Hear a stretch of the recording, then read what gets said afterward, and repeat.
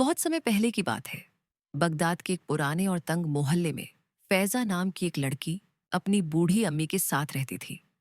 वे बहुत गरीब थे, लेकिन फैजा हमेशा खुश रहती थी और रोज बाजार में फूलों की टोकरियां बेचती थी। एक दिन फूल बेचकर लौटते वक्त फैजा की नजर गली के एक पुराने कोने में पड़ी धूल भरी बोरी पर गई। उसमें से कुछ चमकता हुआ नजर आया।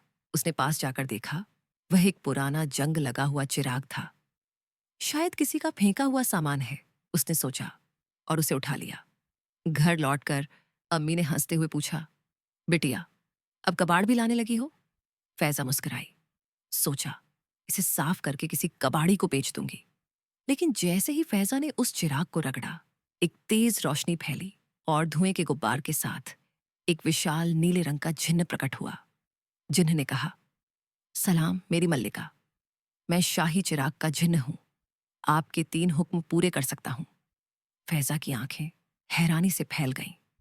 कुछ देर तक वह डर के मारे चुप रही, फिर बोली, अगर सच में तुम जिन्न हो तो पहले मेरी अम्मी को ठीक कर दो। उन्हें कई सालों से सांस की तकलीफ है। जिन्न ने चिराग को घुमाया और पल भर में अम्मी पूरी तरह स्वस्थ हो गईं। फिर फैजा ने मांगा दूसरा हुक्म, मेरे मोहल्ले के सभी गरीब बच्चों को हर दिन खाना मिले और वे पढ़ लिख सकें। जिन्न ने एक मुस्कान के साथ अपनी उंगली घुमाई और बगदाद की गलियों में नए स्कूल, किताबें और भोजन की व्यवस्था हो गई। लेकिन तभी राजमहल तक खबर पहुंची कि एक गरीब लड़की के पास चिराग है जिससे जिन्न निकलता है। लालची राजा ने सैनिक भेजे और फैजा को दरबार में बुलाया।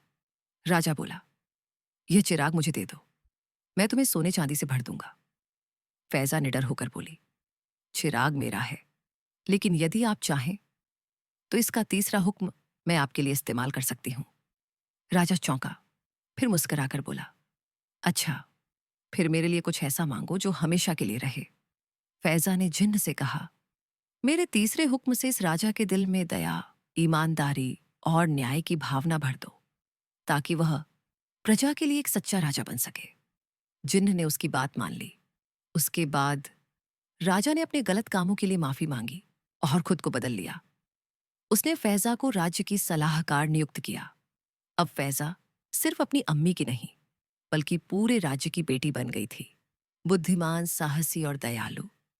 इसीलिए कहते हैं, सच्चा चिराग दिल की अच्छाई में होता है और जो दूसरों का भला सोचता है वही सच्चा राजा बनता है।